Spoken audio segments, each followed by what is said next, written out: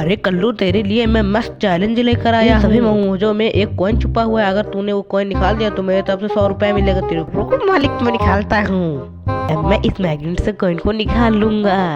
अभी ये क्या कर रहा है?